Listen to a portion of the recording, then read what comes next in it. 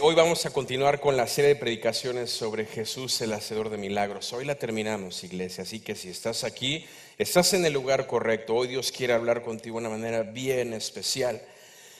Y sabes qué, yo estaba meditando en todo lo que estuvieron predicando Juan Carlos y el pastor Paul. Y a poco no, el Señor nos estuvo hablando bastante acerca de lo que a veces es nuestra incredulidad, a veces lo que suponemos, a veces lo que pensamos que solamente se quedó en el Nuevo Testamento. Cuando leemos la vida de Jesús, los milagros que hizo, muchas veces pensamos que solamente se quedaron en ese tiempo, pero no. Hemos descubierto en esas 9 semanas que el Señor de los milagros es un Dios vigente, al cual tú y yo alabamos y servimos todos los días. Amén. Lo que quiero decirte con esto es que Dios no ha dejado de obrar, iglesia. Él continúa haciendo milagros. La cuestión es que a veces pensamos que es como nosotros nos imaginamos. Y quiero empezar con un versículo que dice en Isaías 55:8. Dice: porque mis pensamientos no son vuestros pensamientos, ni vuestros caminos mis caminos, dice Jehová. Él tiene un plan diferente. Él hace cosas totalmente diferentes a las que tú y yo nos imaginamos. En esta predicación quiero animarte a que apuntes varias frases que voy a estar mencionando, que no vienen en tu boletín. Pero la primera es: un milagro va acompañado de un plan divino. Los milagros no son aleatorios, no pasan solamente porque si hay un propósito y ese propósito es divino. Si te fijas, el milagro no es complacerte, el milagro va acompañado de un plan divino. A veces quisiéramos retroceder el tiempo. Yo lo he predicado aquí a veces cuando choqué una cosa así. Yo decía, ¿sabes qué? Me gustaría retroceder el tiempo, que hubiera el milagro y que no me hubiera distraído. Cosas que queremos evitar. Hay ocasiones en las que estamos frente a una situación que quisiéramos que se retrocediera el tiempo. ¿Sabes? A mí me pasó cuando yo estaba más chavo, y lo he dicho en otra ocasión, que alguien se comió a Daniel, porque Daniel es la mitad de lo que soy yo ahorita. Antes jugaba básquetbol. Y jugué durante 10 años, y no quiero que suene así de presunción, así de que no, hombre, Daniel es bien presumido, pero para nada. Pero yo creo que yo era bueno de verdad, porque jugué 10 años, era mi pasión jugar básquetbol. Como verás, mi tamaño no es para ser el poste o para ser la persona más alta, el que le está clavando o algo así. No, para mí mi posición por mi tamaño era ser el que movía la pelota. Era el más chaparrito de los 5 del equipo. Pero cuando digo que era bueno es porque llegamos hasta lo que era una semifinal de un campeonato. Y nunca se me va a olvidar ese juego, porque era un equipo pero rival que siempre nos estaban humillando. Y de veras, fue un gran juego. Íbamos perdiendo como por 3, 4 puntos, faltaban como unos 3 minutos. Esos 3 minutos a la postre se convirtieron en lo que hoy, lo que estoy mencionando en esta predicación. Porque en una ida por la pelota así me lastimé el tobillo. Se me falseó así, se me fue el tobillo, entonces me lo zafé. Entonces, pero como uno estaba bien calentito de todo el juego, yo salí a la banca y le dije, ¿sabes qué, Leo? Pues haz lo que tengas que hacer, ahorita ya no tenemos cambios, yo necesito seguir jugando. Entonces el preparador me dijo, ¿seguro? Le digo, sí, Leo, mira, tú nada más acomódalo, dame algo para morder y dale. Entonces me dio ahí un trapo para morder, así nada más escuché cómo tronó mi pie, me lo acomodó y después me encintó el pie, todo el tobillo. Si juegas básquetbol sabes a qué me refiero. Estaba calientito, no sentía. Esos 3 minutos, el resultado, pues sí, ganamos. Fue la euforia, le ganamos, estábamos con derecho ya a pasar al campeonato. Cuando terminamos el juego yo empecé a sentir la molestia, empecé a cojear y dije, bueno, pues ya ganamos, ahora sí ya como que me acordé de mi tobillo. Cuando salimos así me quitan las vendas, me quitan el tenis y todo, pues el pie estaba de este tamaño. Entonces yo dije, bueno, pues con hielito, un yeso a lo mejor, el juego era dentro de 3 semanas, la final. Dije, pues yo creo que sí me recupero. Entonces le digo al preparador físico ahí o al doctor, le digo, oiga, ¿cómo ve mi pie? Le digo, ¿está bien? Me dice, no, Daniel, dice, lamento decirte que no está nada bien. Dice, no debiste de haber jugado ya, hubiéramos dejado así y nada más hubiera sido una cosa leve. Dije, bueno, le digo, pero en 3 semanas me recupero, no pasa nada. Me dice, no, Daniel, lo que tú no entiendes es que ya no va a funcionar. Tú puedes decir, oye, pues es una cosa bien X, pero para mí era mi pasión, te lo dije.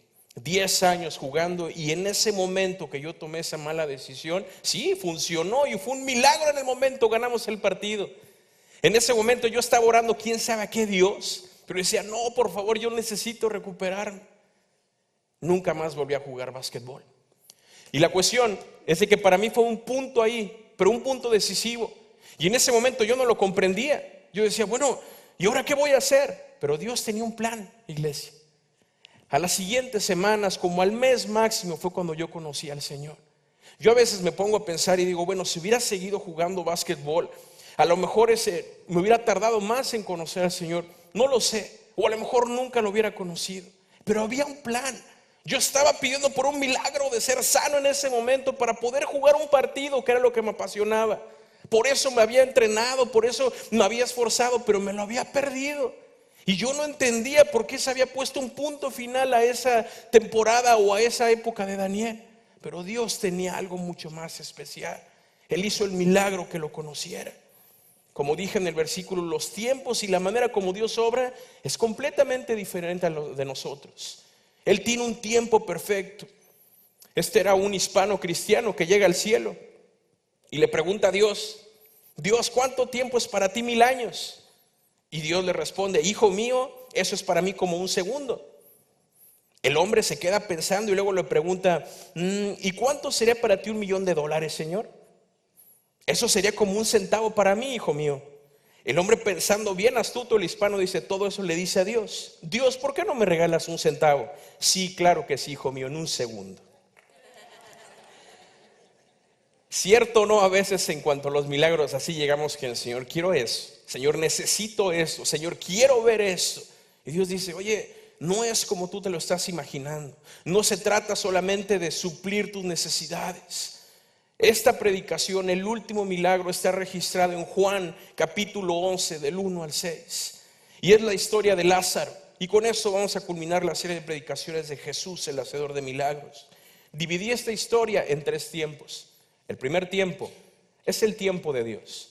Y el tiempo de Dios, tú debes de reconocer que es un tiempo simplemente para soltar las cosas al Señor. Es un tiempo para buscar al Señor. Es un tiempo para considerar que Él es el que va a hacer la obra, no nosotros. Él no va a concedernos las cosas solamente porque sí. Por eso lo puse el tiempo de Dios. Acompáñame a ver lo que dice la palabra de Dios en Juan 11, versículo 1 al 6. Dice, había un hombre enfermo llamado Lázaro, que era de Betania, el pueblo de María y Marta, sus hermanas. María era la misma que ungió con perfume al Señor y le secó los pies con sus cabellos. Las 2 hermanas mandaron a decirle a Jesús, Señor, tu amigo querido está enfermo. Cuando Jesús oyó esto, dijo, esta enfermedad, pon atención, esta enfermedad no terminará en muerte, sino que es para que la gloria de Dios, para que por ella el Hijo de Dios sea glorificado. Y agrega el versículo 5, Jesús amaba a Marta, a su hermana y a Lázaro. A pesar de eso, cuando oyó que Lázaro estaba enfermo, se quedó 2 días más donde se encontraba. Cuando leo esa historia no puedo evitar pensar, oye, qué gacho. O sea, no nada más dice que los escuchó. Dice ahí, o sea, que él estaba atento a lo que está diciendo. Y ¿sabes qué? Yo como quiera decido quedarme 2 días donde estoy trabajando. Y uno puede pensar aquí, oye, Jesús está demasiado ocupado para escuchar mis oraciones. Jesús está demasiado ocupado como para atenderme. Y lo que quiero que entiendas aquí es la afirmación del Señor. No dice que nada más no puso atención. Él puso atención. Tanto que hizo una declaración. Dice, esta enfermedad no terminará en muerte. Si lo hubiera dicho en palabras más simples, ahorita que estamos en esa serie de predicaciones, lo hubiera dicho el Señor ahí, ¿sabes qué? Voy a hacer un milagro con eso. Voy a aprovechar esta oportunidad para que conozcan mi poder. Era literalmente lo que estaba tratando de enseñarles el Señor. Pero la cuestión es de que tú y yo tratamos al Señor como si fuera un mago. Queremos que Él conceda todos nuestros deseos. Queremos que el Señor haga las cosas como nosotros queremos. Señor, necesito esto. Señor, por favor, compadécete de mí. Yo vengo a la iglesia, vengo a los grupos de vida, me he portado bien. Señor, necesito que hagas algo por mí. Y sé que solamente estoy diciendo cosas al aire, pero muchas veces nos hemos acercado. Oye, yo acabo de decir lo del básquetbol. Yo ni siquiera conocí a Dios. Por eso te digo, quién sabe qué Dios le estaba orando. Pero yo decía, por favor, seas quien seas, ayúdame que me empiece bien. De igual manera nosotros a veces como cristianos le estamos diciendo al Señor, Señor, haz esto. Yo me porto bien, yo lo necesito. Es justificable. Y estás pidiéndole y pidiendo al Señor. Ahora, no me malentiendas, yo sé que aquí hay familias que están batallando ahorita, que tienen problemas con sus hijos. Hay familias aquí que están batallando con su economía. Y tú estás pidiéndole al Señor. Pero la cuestión aquí es, ¿cómo le estás pidiendo al Señor? ¿Que Él lo conceda como tú te lo estás imaginando? ¿O estás pidiéndole que Él haga un milagro en esa situación? Es muy diferente. Pedirle al Señor que intervenga es no darle sugerencias, es no tener un plano, así es como se tiene que hacer. No pensemos que lo sabemos todo. No pensemos que el Señor necesita guiarse porque lo que nosotros necesitamos. Dios no se complace en cumplir tu voluntad. Si estás apuntando, lo tratamos como si fuera a concedernos todos nuestros deseos. Esto es oro de verdad. Todo milagro es para honra y gloria suya, no la tuya. Todo milagro es para que el Señor sea glorificado. Todo milagro es para que Él sea honrado. Su voluntad es perfecta, iglesia. Tú y yo necesitamos comprender eso. A ti y a mí nos corresponde orar y presentar la petición. Así nada más. Tú y yo tenemos que acercarnos confiadamente al trono de gracia. El problema es que queremos que Dios nos conteste cómo queremos y cuándo queremos. Algo que me llama mucho la atención aquí en el versículo 4 dice: cuando Jesús oyó esto. Algo que quiero decirte en esta predicación es que Dios escucha tus oraciones. Dios no está ausente. Él está al pendiente de lo que necesitan sus hijos. Y lo dice aquí, dice que Él escuchó y fue cuando dijo una declaración: voy a hacer un milagro. Eso pasa cuando es el tiempo de Dios. Necesitamos comprender lo que es llegar a ese tiempo, así como fueron las hermanas a presentarle la petición al Señor. La segunda parte de esta historia es el tiempo de esperar, lo que más nos cuesta trabajo. Nos cuesta trabajo porque somos impacientes, esa es nuestra naturaleza. Nosotros decimos: ya necesito esto, ya lo quiero. Así es nuestra naturaleza. Juan 11, 17, 28 dice: a su llegada Jesús se encontró con que Lázaro llevaba ya 4 días en el sepulcro. Betania estaba cerca de Jerusalén, como a 3 kilómetros de distancia. Y muchos judíos se habían ido a casa de Marta y de María a darles el pésame por la muerte de su hermano. Cuando Marta supo que Jesús llegaba, fue a su encuentro, pero María se quedó en la casa. Aquí hay varias cosas. 4 días después llegó Jesús, se pone en escena. Pero no nada más eso, dice que eran 3 kilómetros de distancia. No era una distancia considerable. ¿A poco no se pudo, como dijo Juan Carlos, no se pudo haber teletransportado, como dijo en la segunda predicación? Claro que sí pudo haber hecho eso el Señor. Oye, era su amigo, ¿recuerdan las palabras? Era su amigo y lo amaba. Si tanto lo amaba, si tanto había un cariño con esa familia, ¿por qué no nada más dejó lo que estaba haciendo para ir a atender a esta familia que tanto amaba? Repito, el Señor tenía un plan. Pero otra cosa que me llama la atención aquí es de que Jesús sabía lo que estaba pasando. Para Él no era como que llegó y a ver qué está pasando. Él ya sabía lo que estaba pasando, y te lo demuestro con esto. Él ya había revelado su poder sanador. Si te recuerdas las otras 8 predicaciones, estamos hablando de cómo Dios sana a los enfermos, cómo Dios estaba haciendo milagros. Entonces yo me atrevo a poner esta frase: Él ya había revelado su poder sanador. Ahora era tiempo de mostrar su poder de resurrección. Esta era la oportunidad de hacer algo mucho más allá de lo que ellos habían visto, presenciado o escuchado. El Señor estaba listo para hacer algo extraordinario. Y algo que me llama la atención también es de que las hermanas de Lázaro, con un tono de reclamo, tristeza, se dirigen a Jesús. Y es válido. Ellas estaban tristes, y fíjate lo que pasa en el versículo 21. Señor, le dijo Marta a Jesús: si hubieras estado aquí, mi hermano no habría muerto. ¿Te fijas en la tristeza? ¿Te fijas la agonía que ella estaba sufriendo? Pero fíjate en el 22, como esto es oro. Pero yo sé que aún ahora Dios te dará todo lo que le pidas. No sé si te lo perdiste, pero aquí en estos 2 versículos habla de una declaración, de algo que pasó, diciendo: si hubieras venido, mi hermano no hubiera muerto. Pero también una afirmación de fe. Es evidente que Marta todavía tiene esperanza. Es evidente que Marta todavía algo puede pasar.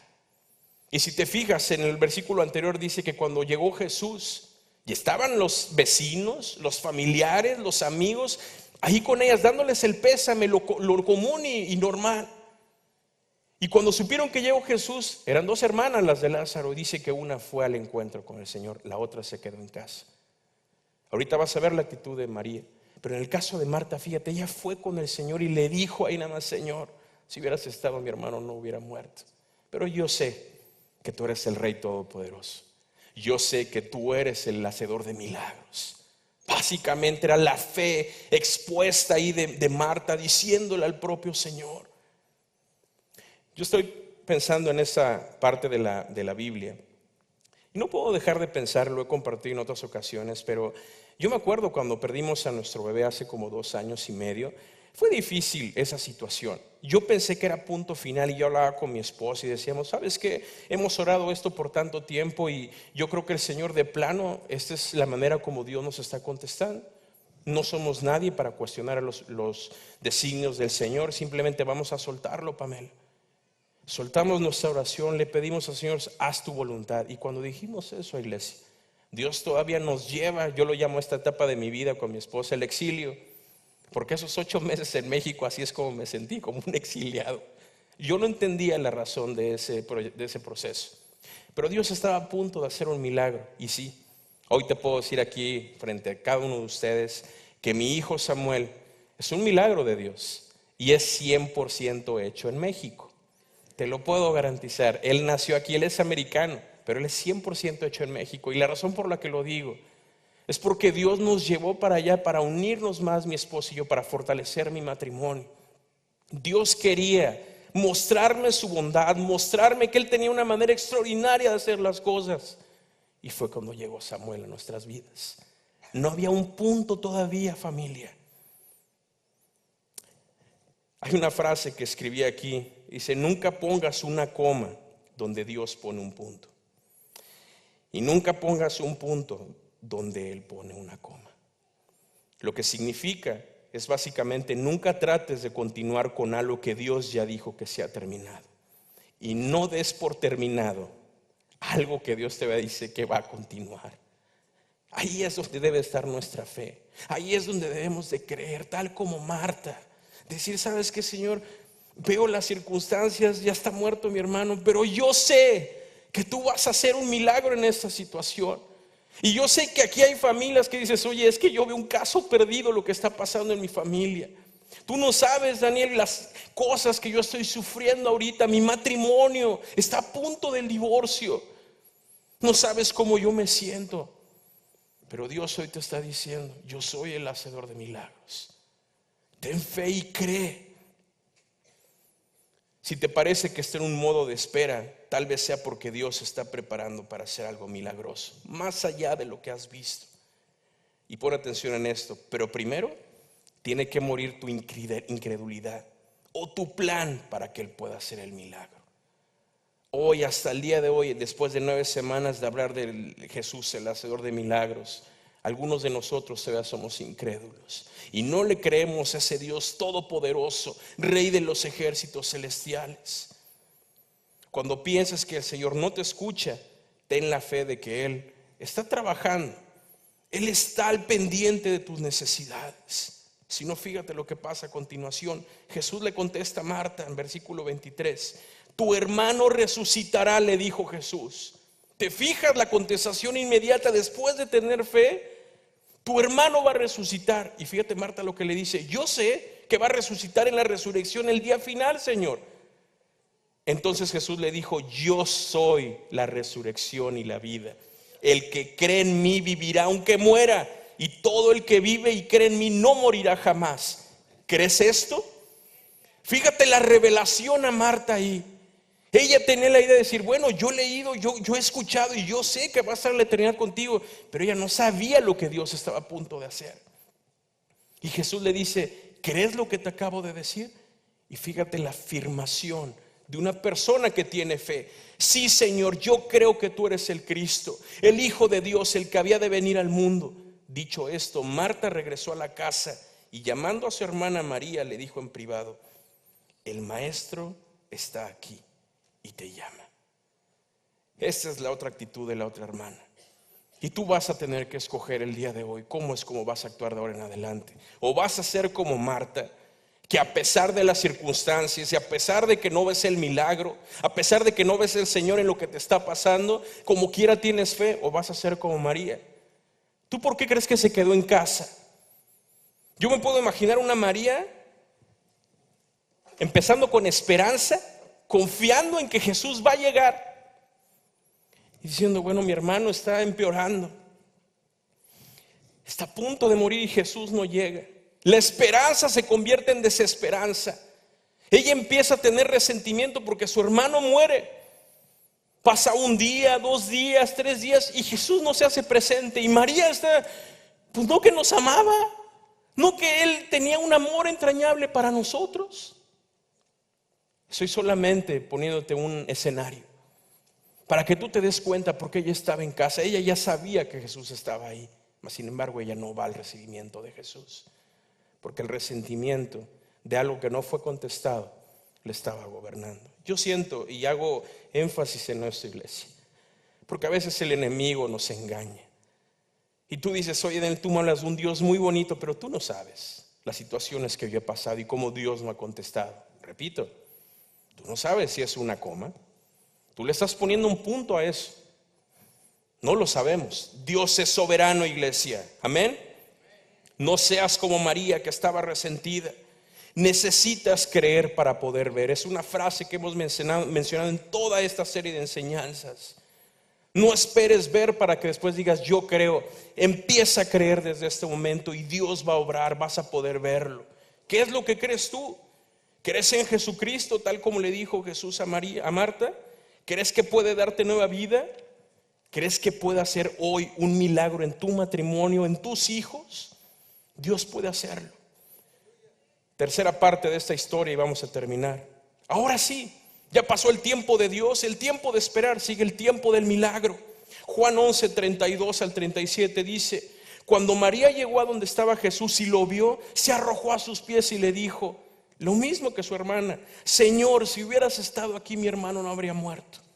Yo puedo encontrarme aquí una María desconsolada, que ni siquiera puede levantar la mirada a ver a su Señor. Y fíjate la reacción de Jesús al ver llorar a María y a los judíos que la habían acompañado. Jesús se turbó y se conmovió profundamente. ¿Dónde lo han puesto?, preguntó. Ven a verlo, Señor, le respondieron. Dice en el versículo 35, Jesús lloró. Miren cuánto lo quería, dijeron los judíos, pero algunos de ellos comentaban: este que le abrió los ojos al ciego no podría haber impedido que Lázaro muriera. Dos cosas me llaman la atención ahí. Número uno, Jesús lloró. Yo muchas veces he dicho que yo soy un chillón y se supone que ser cristiano es ser como Cristo. Bueno, yo veo ahí que Jesús lloró. No pasa nada, no pasa nada que uno llore, no es nada malo. Pero lo que me llama la atención es de que Él se turbó cuando vio lo que estaban sufriendo estas hermanas. Y dice que el Señor empieza a caminar en pos de lo que va a ser el milagro. Pero el 37 deja algo entrever de lo que es la incredulidad de muchos de nosotros. Dice: este que le abrió los ojos al ciego no podría haber impedido que Lázaro muriera. ¿Se acuerdan la predicación del pastor por la semana pasada? Ellos habían sido testigos de un milagro. Y muchas veces yo creo que pensamos: oye, ¿acaso Dios no puede evitar que haya guerras? ¿Acaso Dios no puede evitar que pasen estas situaciones difíciles? ¿Por qué lo permite? ¿Acaso Dios no pudo evitar que hace 2 meses exactamente hubiera una tragedia aquí de un tornado? Y sabes, ahora tengo la oportunidad de compartirlo porque algunos de ustedes no lo hemos dicho aquí públicamente, solamente el pastor Paul cuando lo compartió hace un par de meses, pero jamás voy a olvidar ese tornado. Yo siempre he dicho de ahora en adelante que es mi vida después del tornado junto con mi familia, porque ese tornado fue una experiencia no muy bonita. Cuando llegamos a este país, Dios nos concedió un hogar. Y yo me acuerdo que el Señor, al darnos esta casa, nosotros estábamos felices, mi esposa y yo, y después llegó Samuel. Y a veces pasan cosas que uno ni siquiera está orando, ni siquiera pide, ni mucho menos te lo imaginas. Yo soy de México, allá no hay tornados. Y aquí pues te enseñan que las alarmas y prepárate y todo eso. Hicimos caso. Yo creo que en un 90% hicimos caso. Pero nunca pensamos, nunca piensas que te va a tocar a ti. Nunca piensas que van a pasar. No, hombre, Dios nos protege, Dios está con nosotros. Ese tornado se va a desviar. Y eso no es fe. Quiero decirte que eso es nada más como que jugarle al yo puedo, yo salgo adelante, no me va a pasar nada. Pero de la nada llegó ese tornado. Tomé una fotografía que fue 30 segundos o 20 segundos antes de que pasara ese tornado. Estamos en el closet de la recámara de esa casa, es un closet pequeñito. Atrás de Pamela están las víveres, están todas las cosas, lámpara, todas las cosas. Y puse ese colchón, que a la postre fue lo que nos salvó, por decirlo en una manera material. Cuando tomé esa foto todavía estaba incrédulo, dije, ok, todo va a pasar. Pero de repente, fue cuando empezó todo. Entonces yo nada más recuerdo tener con una mano agarrada el colchón y con otra mano agarrada a mi esposa y a mi hijito Samuel contra el piso, contra la alfombra. Y mucha gente me pregunta, oye, ¿cómo se escucha ese viento? No es el viento, se siente como que estás en una licuadora. Y yo nada más veía cómo todo temblaba, cómo todo se movía y cómo con una mano yo sentí que se me iba a ir el colchón, no veíamos nada, estábamos sin luz, pecho tierra. Y aunque dicen que fue como un minuto, yo no sé cuánto, para mí fue una eternidad. Pero lo que quiero describirte es en ese minuto todo lo que estuve orando. El pastor Paul nos enseñó la semana pasada lo que era pronunciar la palabra de Dios. Y en ese momento, sin la Biblia en mano, porque estaba atrás de Pamela, yo empecé a pronunciar todas las promesas de Dios para mí, para mi familia. Empecé a proclamar y decir, Señor, tú eres nuestro protector. Señor, tú eres quien nos cuida, tú eres nuestro escudo. Como cantamos ahorita, tú eres nuestra roca firme. Mi esposa estaba ahí un poquito histérica y todo eso. Obviamente Samuel estaba callado. Nunca nos había visto así a Pamela y a mí. Pero jamás voy a olvidar cómo en ese momento yo sabía que ya era el momento. Yo sabía que ya no íbamos a pasar de ahí.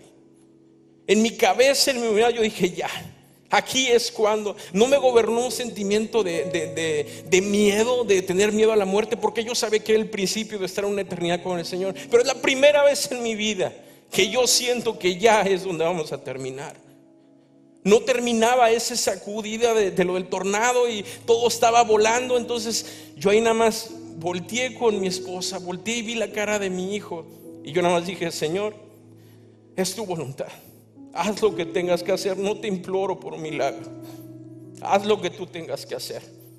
Y en ese momento conocí al Dios que predicó Juan Carlos, el que puede calmar la tempestad y que los vientos le hacen caso, el que hace milagros. Y en ese momento, mira, cesó todo. Cuando ya reaccionamos Pamela y yo, sonrimos y dijimos, ya pasó.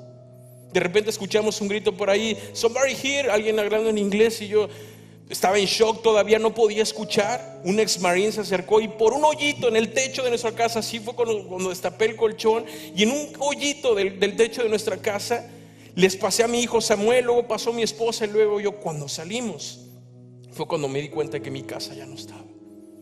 Había sido arrancada y el único lugar que estaba puesto en pie era ese closet. Cuando salimos era de noche, yo no daba crédito, mi carro no estaba todo destruido. Lo que tú no sabes de esto es la contestación a lo que Dios hizo con nosotros. Teníamos 3 semanas, Pamela y yo, orando, y esto era lo que le decíamos al Señor. Señor, oramos para tener una propia casa aquí en Estados Unidos. Señor, oramos porque necesitamos otro vehículo, porque ahorita ya es difícil con Samuel, yo salí del trabajo y Pamela necesita otro vehículo. Señor, oramos porque esas eran nuestras palabras y mi esposa no me va a dejar mentir. Vemos imposible, Señor, que tú multipliques nuestras finanzas para poder pagar. Todavía teníamos la deuda de cuando nació Samuel en el hospital. Señor, haz un milagro. Si te fijas en mi oración no es, Señor, manda un tornado. Nunca oré por eso. Pero lo que quiero decirte es lo siguiente, y con esto voy a empezar a terminar. El Señor nos dio una nueva casa aquí. El Señor nos dio un carro mucho mejor que el que teníamos. Pero algo que nunca voy a olvidar y que ahorita doy las gracias públicamente es cada persona que sembró en nosotros. Porque nosotros no veíamos la manera como Dios podía multiplicar lo que eran nuestros ingresos. Y Dios nos hizo entender que Él era nuestro proveedor. Jehová Jireh se hizo presente en nuestras vidas. Y lo vimos tan claramente con cada persona. Gente que ni siquiera sé si algún día vamos a conocer, de otros estados, de otro país. Nos empezaron a bendecir.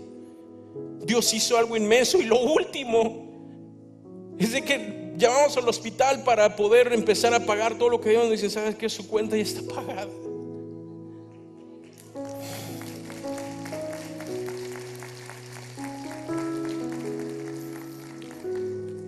Sí, prefiero creerle a que es capaz de convertir una tragedia en bendición. Prefiero creerle al que pueda hacer un milagro inmenso, y por poner un ejemplo. Pero yo espero que con esto el Señor empiece a animarte en fe, que el Señor empiece a transformar tu vida. Termino con lo siguiente, versículo 38. Conmovido una vez más, Jesús se acercó al sepulcro. Era una cueva cuya entrada estaba tapada con una piedra. Quiten la piedra, ordenó Jesús. Marta, la hermana del difunto, objetó: Señor, ya debe oler mal, pues lleva 4 días allí. ¿No te dije que si crees verás la gloria de Dios? Le contestó Jesús. Entonces quitaron la piedra. Jesús, alzando la vista, dijo: Padre, te doy gracias porque me has escuchado. Ya sabía yo que siempre me escuchas, pero lo dije por la gente que está aquí presente, para que crean en ti que me enviaste. Dicho esto, gritó con todas sus fuerzas: Lázaro, sal fuera. El muerto salió con vendas en las manos y en los pies, y el rostro cubierto con un sudario. Ponte de pie.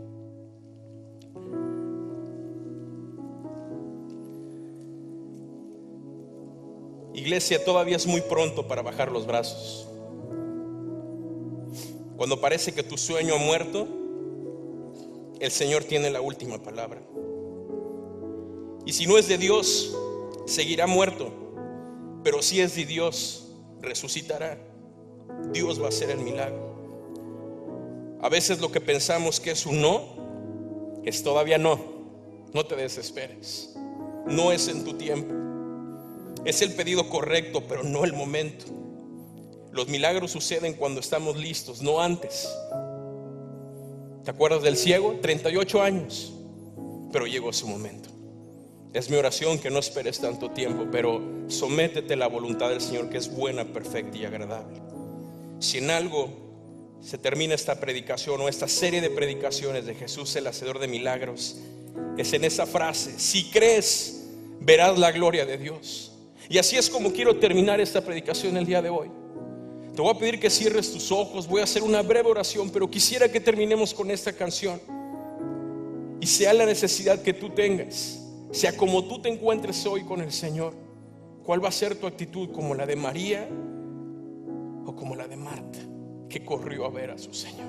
Padre, te doy gracias en este día. Gracias, Señor, porque tú estás aquí. Tú, Señor, que eres el hacedor de milagros, hoy muestras tu poder, Señor, y a través de tu palabra nos enseñas, Señor, en quién hemos confiado, Señor. A ti te pertenecemos, Señor. Y sí, Señor, hoy preferimos, Señor, creerte, Señor, porque sabemos que si creemos, Padre, veremos tu gloria, Señor. No solamente un milagro, Señor, sino veremos tu majestuosidad, Señor, todo tu esplendor, Señor, y lo que tú harás para tu honra y tu gloria, Señor. En tu nombre te lo pedimos, Señor.